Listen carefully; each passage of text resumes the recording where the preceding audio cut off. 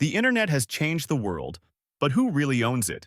You or big tech companies? Today we're talking about the next evolution of the internet, Web3. Welcome to BlockBoard, the channel where we make complex tech simple. Today, let's uncover Web3. Web3 doesn't have one official definition. It's not a product, and it's not owned by one company. Web3 is an idea, an internet built around decentralization, ownership, and blockchain technology. Let's start with Web 1.0. From the early 1990s to the early 2000s, the internet was mostly static. You could read information, but you couldn't interact much. Then came Web 2.0, the internet we use today.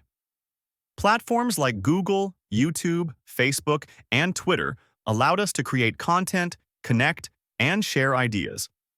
But there was a trade-off. These platforms collected massive amounts of user data and monetized it. In Web 2.0, users don't own their data or content. Platforms control what stays online, what gets promoted, and what gets removed. You are the user, but also the product. Web3 aims to change that. Instead of centralized servers, Web3 uses blockchains and decentralized networks. This means no single company controls the platform. Ownership is shared across the network.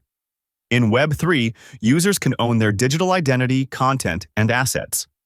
Wallets replace accounts. Private keys replace passwords. Web3 already exists today. Decentralized apps, crypto wallets, NFTs, DAOs, and blockchain-based platforms are early building blocks of this new internet. It's still evolving, but the foundation is here. Web3 isn't perfect. It's complex, experimental, and still developing. But it represents a shift from centralized control to user ownership.